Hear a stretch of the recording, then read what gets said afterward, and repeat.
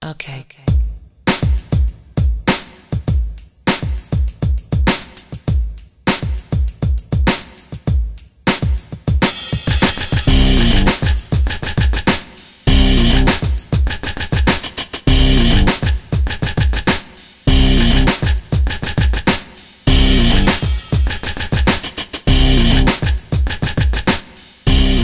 Hey guys, and welcome to Tnashi's Movie Corner, and for today's movie review, I will be reviewing Terminator Genisys, which came out July 1st of last year, and is at 126 minutes long, was directed by Alan Taylor, and stars Arnold Schwarzenegger, Jason Clarke, and Amelia Clark. I don't know why I can't say that right. And Jai Courtney, as well as J.K. Simmons. Ugh.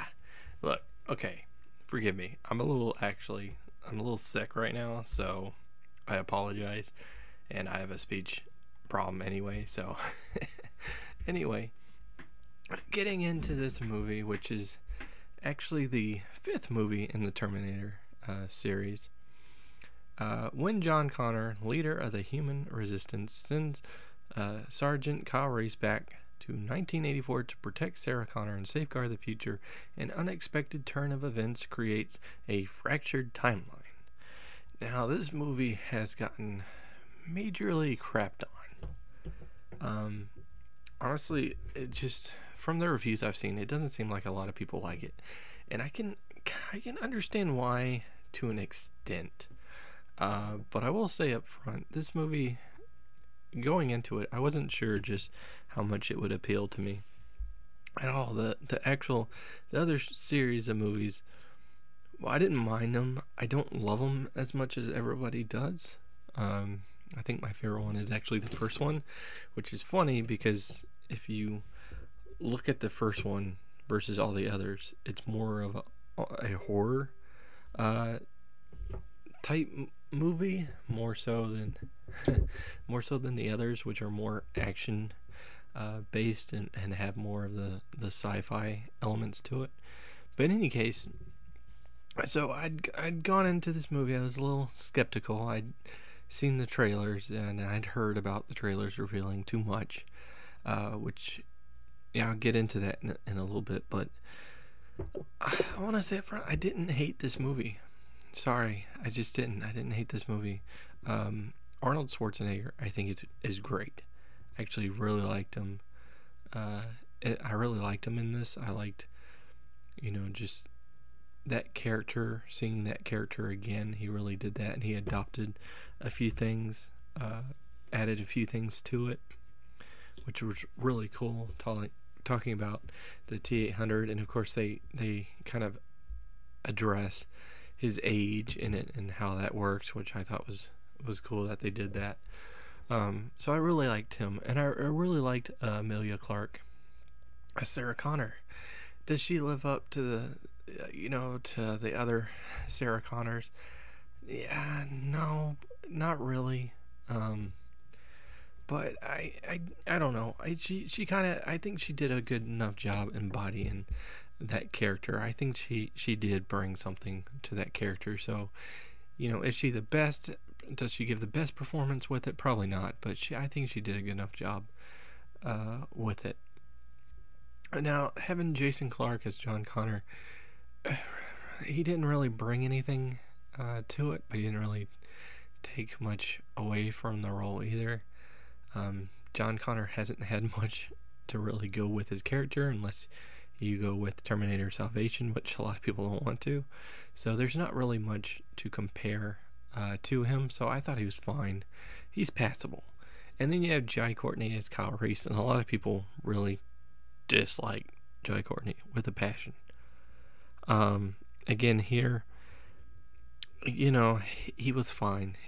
I didn't overly love him, but I didn't hate him either. He was, again, another passable actor, passable character in this. And the whole bit with this movie is a lot of people, and I'm sure most people have seen it, but it does have a story arc which kind of changes things up. And in the process of changing things up, people are like, oh, well, no, this movie ticks me off because then it means the first and second one, don't work because stuff in here doesn't match and yada yada. Here's my thing. You had a series like X-Men, right? X-Men 1 and 2, really good. X-Men 3, not so much. Then you had X-Men First Class, which was good. Then you brought Days of Future Past, which, completely wiped out the events of the first 3 movies. Nobody really complained because one movie apparently was bad enough that they were like, oh, we'll just forget the other 2. Doesn't matter that they're good. But the thing is, all these events had to happen in order to lead to enter off into what we had with Days of Future Past, so it still works, and you can still watch them. This movie, you had a series, again, 1, 2, which were really good. You had 3, which was not as good, and a lot of people didn't like it, and then you had this one, Salvation's in its own thing, but you had this one, and because of what it did, it's like, oh, well, it screwed up the other movies. No, it didn't. So what has this movie got going for it? I think it's got a little humor in it that I like, especially with Arnold. Really like the humor. It's got some actually cool action scenes, and it's got some decent special effects. I don't think they're groundbreaking, but I do like them. I do like some of the scenes with them. The plot is where it kind of loses for me a little bit, because the plot gets becomes kind of a jumbled mess. Because they try to incorporate numerous things that don't really get explained all that well. It's just kind of lines thrown in there. It doesn't really work. So, part of it's okay, but again, because of what they try to do with it, I think it became a little too much, too much without any exposition to really tie it together so that we understand what's happening and why it's happening. As far as, again, there was a spoiler people said was thrown in to the movie. I understand that. I understand why they would think that. That, again, that goes with the trailer more than the movie itself. But even, I actually got this movie because I got the Steelbook because I thought the Steelbook looked good. And I enjoyed the movie, by the way. Didn't love it, but it was fine. $15, I got a Steelbook. On the Steelbook, it has one of the characters, and it has the reveal of what the character is. So, do I think that it's interesting that this character portrays that role in the film? Absolutely. We haven't actually seen that in the Terminator movie, so that was an interesting twist. Do I think the whole deal with the timeline and everything and how that all sets up, do I think that's interesting? Absolutely. Do I think it's overdone? Yes. I think there's a little bit that doesn't work for me, but I think there's a lot of stuff that does work. There's some really cool shots in this. There's some there's callbacks. There's those lines. They get dropped all the time. Do I need them? Absolutely not. But in the acting, there's some good acting, some passable acting. But I think the action of it was actually really entertaining. And I know it's a PG-13 movie and people are crying foul, but I didn't find that I really cared that it was PG-13 that much. It didn't really take anything away from the movie, in my opinion.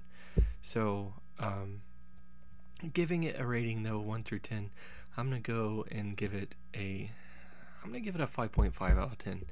Again, it's not like I love the movie. Again, the plot kind of wears it down a little bit because they try a little too much in it, and some of the plot doesn't work. Some of it does, but there's some stuff that doesn't work, and there's stuff that doesn't get explained. And I'm assuming that they're going to want to explain that if they ever do more, but I'm not sure they are going to do more. But I like that they took that step, that they at least tried to do something, at least a little new with this series. And I like some of the things they throw in there. I like some of the acting. I like some of the jokes. I like the visuals of it. I thought those worked out pretty nice. So, not an amazing movie, but I still have a positive rating for it because I still like it.